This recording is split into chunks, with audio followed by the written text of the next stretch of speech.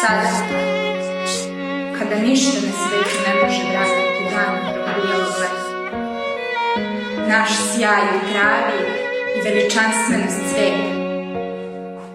Ne treba tugovati, već tražiti snage u onome što je ostalo i s tim živeti. Zaboravimo. Ne radi nas, ne radi zaborava. Zaboravimo da smo se voleli, da smo se svađali, da smo bili krivi. Požurimo s danima što će doći, požurimo sa shvatanjima, sa svim što me odvaja od tebe. Jednom ćeš se vratiti i ubrati cvetove koje smo zajedno mirisali i gazili. I tvoje ruke bit će prekrutke, a noge premorene da se vratiš. Biće kasno. Možda ćemo se naći jednom na malom vrhu života i neizrečene tajne hteti jedno drugome da kažem. Ali proći ćemo jedno kraj drugo kao stranci. Jedan skrenuti pogled biće sve što će mi jedno drugo reći.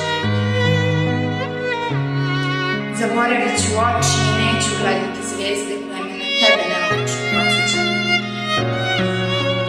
Ne boj se, jednom ćeš se zaljubiti, ali volit ćeš zato što će te nešto na toj ženi na mene podsjećati. Ne otkrivaj svoj srce ljudima, jer u njima vlada kol i egoizam. Život je borba, nastoji pobediti, ali ako izgubiš, ne smiješ to voliti. Cilj života je ljubav, a ona traži žrtvu. Bio si moje veliko proleće, uspomene koje će dugo živeti u budućnosti, koje ću se sećati. Osjećat ću tugu jer sam tebe volila. Biće to ironija tuge. Nestaće sjaje u travi, nestaće veličanstvenosti sveta. Ostaće samo bleda slika ona